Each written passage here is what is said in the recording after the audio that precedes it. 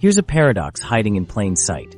If Walmart eliminated all store manager bonuses, it could boost pay for its 1.6 million U.S. employees by $10 an hour, a change that would mean an $800 million increase in weekly payroll. This is possible only because the company's 2025 store-level compensation structure is built to create sharp pay gaps, with market managers eligible for packages up to $620,000 a year, even as Walmart reports just 3% net margins on $680 billion in annual revenue. Walmart's approach relies on stock grants and aggressive bonus targets to make store managers operate with an ownership mindset, focused on every fraction of profit inside their multimillion-dollar stores. This system, while controversial, has become a core part of how Walmart maintains its massive scale and influence. The question is, how does this strategy hold up when the margins are so thin? The Walmart paradox: high pay amidst thin margins. At the heart of Walmart's business is a dynamic that seems almost contradictory. The largest private employer in the United States, operating on some of the narrowest margins in retail, yet offering store managers compensation packages that rival those found in finance or tech. This is the Walmart paradox: high pay for a select few, funded by relentless efficiency and a scale few companies can match. Walmart's 2025 net profit margin stands at just 3% of sales, a figure that would alarm most retailers. Yet, the company's store managers, if they hit performance targets, can earn upwards of $600,000 a year. This is all built on a foundation of immense volume. Each Walmart location generates, on average, $130 million annually, and the company's total revenue for 2025 is projected to reach $700.8 billion. These numbers are staggering, but they only tell part of the story. While Apple and Microsoft post net margins of 25% and 40% respectively, Walmart survives by moving products at breakneck speed and keeping costs ruthlessly low. Every 1% increase in store efficiency translates to millions in additional profit, and for a company with thousands of locations, these small improvements add up quickly. The compensation structure is engineered to extract maximum performance. Store managers start with a base salary of $128,000, but the real incentive comes from bonuses, which can more than double their pay. Performance metrics are precise. 30% of the bonus is tied to sales growth, 20% to inventory shrinkage, and 50% to profit before tax. This creates a culture where every detail is scrutinized. For example, at one Texas store, optimizing shelf restocking routines for produce reduced shrinkage and saved $200,000 in annual losses. These kinds of operational tweaks are not isolated incidents. They are the expectation, and they're tracked daily. The contrast between the compensation of managers and hourly workers is stark. While store managers chase six-figure bonuses, the average hourly wage at Walmart is $17.50, leaving many employees eligible for public assistance. Internal records reveal that Walmart employees account for a significant share of Medicaid recipients in several states. The company argues that its pay model reflects the economic realities of retail. Replacing a cashier costs about $3,200 in training and recruitment, but losing a seasoned store manager can cost up to $150,000 in lost productivity and disruption. Walmart's approach is not unique among large-scale retailers, but its scope is unmatched. Amazon's warehouse managers can earn up to $160,000, and Costco's store directors average $250,000, but Walmart operates at a scale that dwarfs its competitors. With more than 4,700 U.S. locations, even the smallest efficiency gain is amplified across the network. A single supercenter processes around 6 million customer transactions per year. If managers can shave just 1 cent off each transaction, that's $60,000 in extra profit per store and billions company-wide. The economic influence of Walmart extends far beyond its own payroll. Each supercenter injects about $18 million annually into local economies through wages and vendor contracts. At the same time, Walmart's aggressive pricing has a deflationary effect on entire regions. Studies show that grocery bills in communities with new Walmart stores drop by 5 to 8%. This widespread price suppression often benefits consumers more than the wage increases that critics demand, creating tension between the company's labor practices and its impact on household budgets. Inside the stores, Walmart's measurement culture is relentless. Managers receive daily profit and loss statements broken down to individual departments. They track sales per labor hour with the same intensity that tech firms monitor user engagement. Proprietary inventory systems can predict sales within a 2% margin of error, allowing managers to adjust staffing and stock levels with precision. This data-driven approach is not just about efficiency, it's about survival. With such thin margins, even minor miscalculations can erase profits for an entire quarter. Inventory turnover is another key to Walmart's financial engine. The company turns its entire inventory every 42 days, nearly twice as fast as traditional grocers. This rapid turnover means Walmart earns its 3% profit margin more than 8 times a year, leading to an effective annual return on assets that exceeds 15%. In other words, the company's low margins are offset by high velocity, and it's the managers who are expected to make this system work. Labor costs at Walmart are kept unusually low, accounting for just 9.8% of operating expenses compared to 15 to 20% at competitors. The bonus structure incentivizes managers to trim labor hours wherever possible. If eliminating 50 unnecessary labor hours per week helps a store hit its targets, managers will make those cuts, something less motivated salaried managers elsewhere might overlook. Walmart's internal calculations show that top-performing store managers generate 3 times their compensation in additional profit through these efficiency gains. This compensation system creates what economists call a tournament model. A small number of high earners at the top inspire thousands of employees to compete for promotions. Walmart fills 76% of its store management positions with internal candidates, building a pyramid where the prospect of a 6-figure salary is visible but statistically rare. The average store manager spends 12 years with the company before being promoted, often starting as an hourly associate. The promise of upward mobility is real, but the odds are long. The pressure to retain top managers is growing. While Walmart has increased starting wages by 27% since 2020, inflation has eroded much of those gains. Meanwhile, manager bonuses have climbed 42% in the same period, as the company prioritizes retention in a tight labor market. Competitors like Amazon and Target have started offering significant salary increases to lure away Walmart's top performers.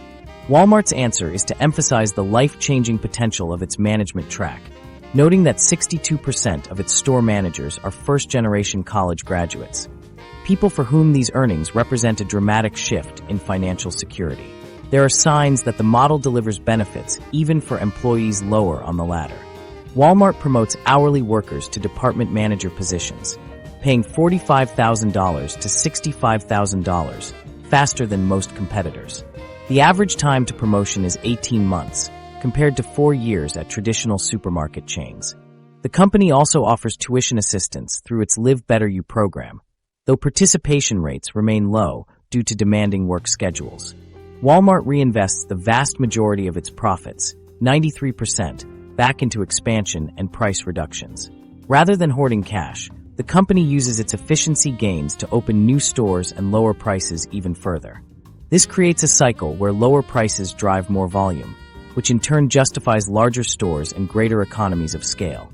The managers earning $600,000 are rewarded not for innovation, but for perfect execution of a system that depends on relentless cost control and operational discipline.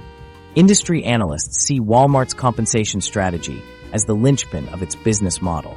The same efficiency that enables everyday low prices also funds the bonuses that keep top managers engaged. The results are measurable. Stores led by high-earning managers post 11% better sales growth and 23% higher profitability than the corporate average. In a sector known for brutal competition and razor-thin margins, that difference can mean the survival or failure of a store. Yet, this entire system is precarious. With profit margins so thin, even minor disruptions, rising labor costs, supply chain hiccups, or new tariffs can threaten the delicate balance that sustains Walmart's scale. The company's ability to maintain its paradoxical compensation model depends on constant vigilance, aggressive cost control, and the willingness to reinvest nearly every dollar earned. The financial statements for 2025 offer a window into how this strategy is put to the test at the largest scale in retail history. The 2025 Financial Breakdown. Examining Walmart's 2025 financial statements reveals the inner workings of a company that has become synonymous with scale, efficiency, and relentless cost control. The numbers speak for themselves. Walmart generated $680.99 billion in annual revenue, holding its place as the world's largest corporation by sales. This figure is nearly double Apple's $395 billion and comfortably ahead of Amazon's $638 billion. Despite this, Walmart's market capitalization sits at $760 billion, a fraction of Apple's $2.9 trillion and far below Amazon's $2 trillion. The reason for this gap is straightforward. While Apple keeps 25 cents of every dollar in revenue and Amazon enjoys tech-level multiples, Walmart's net profit margin is about 3%. For every $100 in sales, Walmart retains roughly $3 after covering the cost of goods, labor, logistics, insurance, advertising, and the upkeep of its vast store network. The company's Q4 2025 results offer a window into both the strengths and the underlying fragility of this model. Walmart posted $180.55 billion in revenue for the quarter, up 4.1%. U.S. comparable sales rose by 4.6%, driven primarily by grocery, which accounts for 65% of domestic revenue and saw mid-single-digit growth.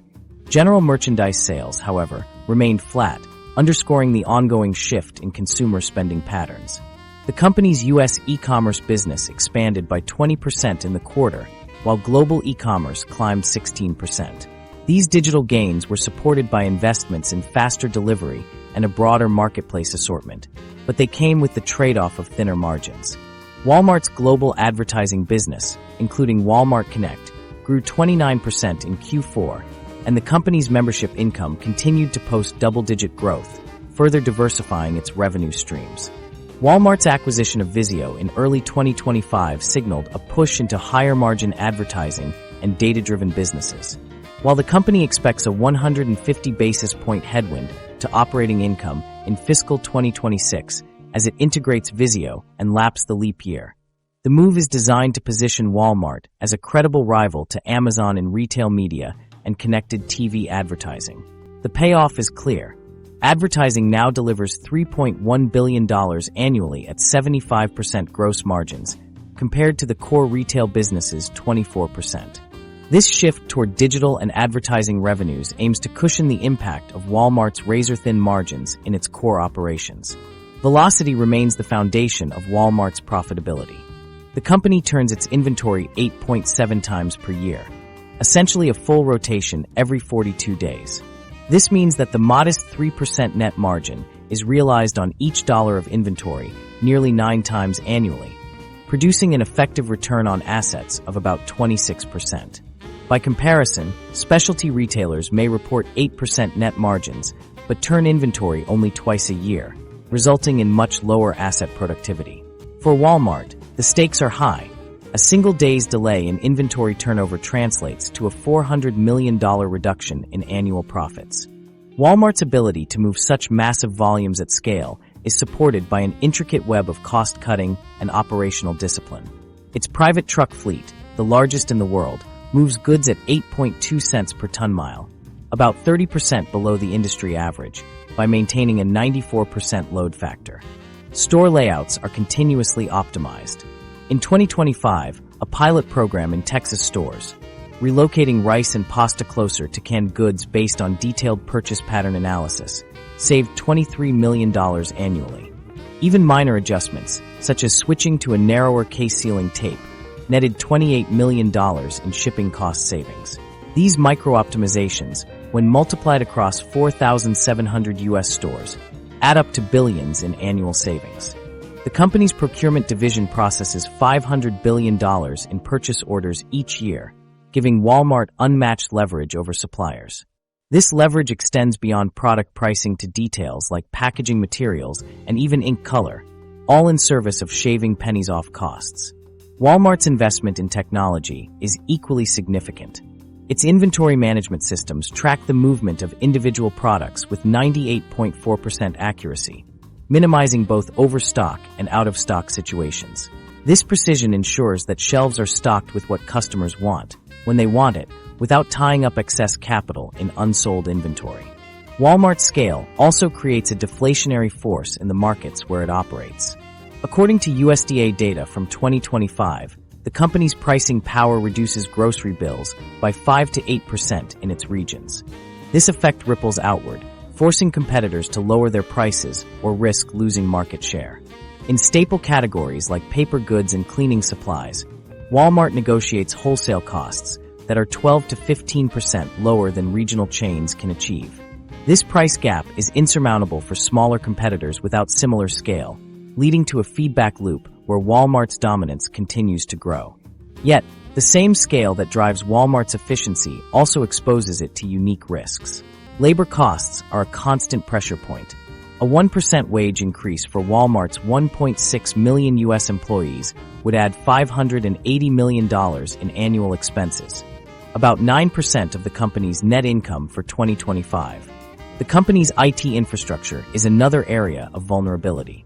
Walmart spends $900 million annually on cybersecurity to protect a network that processes 2.3 million transactions per hour.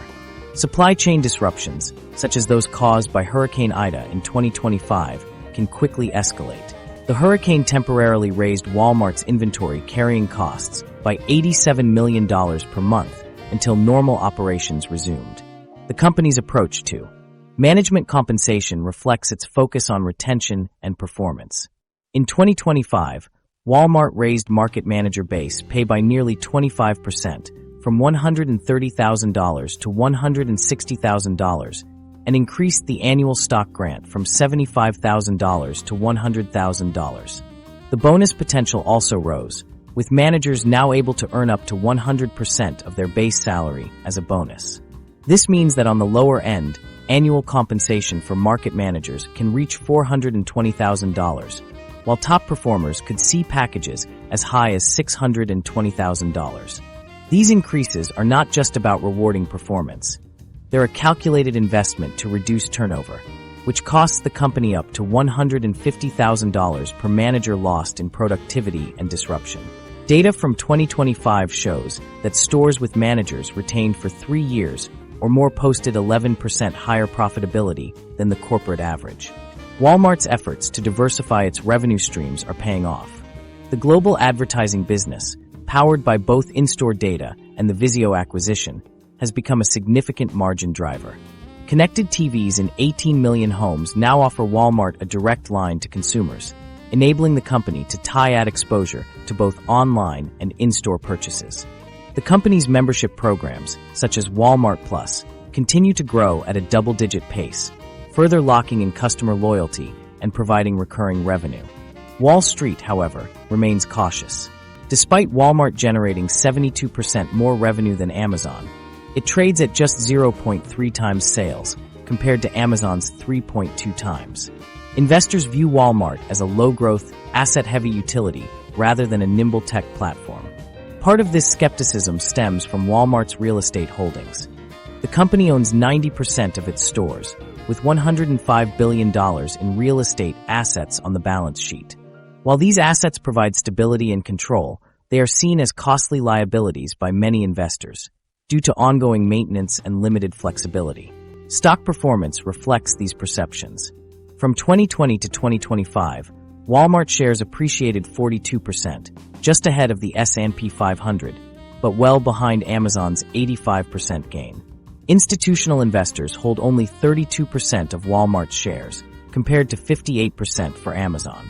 Even Berkshire Hathaway, long known for favoring stable, cash-generating businesses, holds more Amazon stock than Walmart, despite Walmart's business aligning more closely with the firm's historical investment philosophy. Walmart counters this narrative by emphasizing its financial resilience. The company has raised its dividend for 49 consecutive years, with a current yield of 1.4%. In 2025, Walmart repurchased $5.8 billion in shares, returning capital to shareholders without the need for high-growth multiples.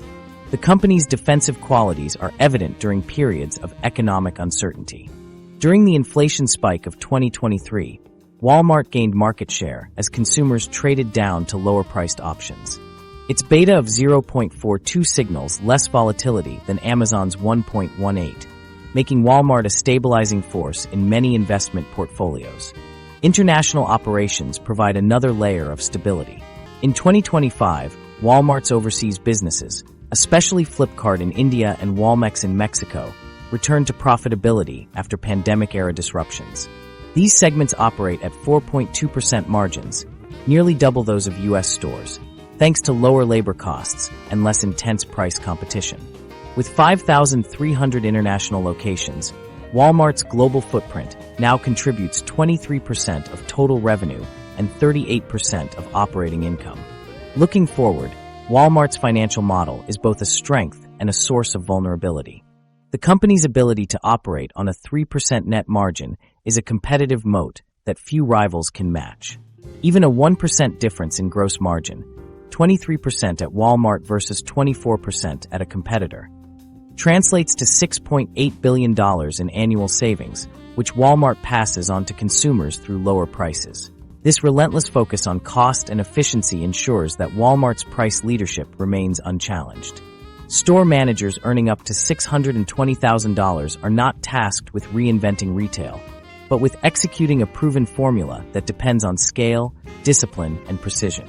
This financial discipline, while effective on a global scale, also has profound effects at the local level.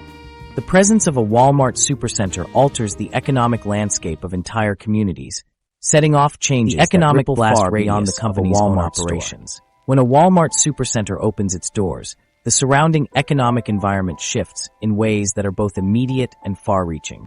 Economists and city planners refer to this as the Walmart effect, a term that captures the measurable changes in local commerce, employment, and even household budgets within a radius that can extend up to 50 miles.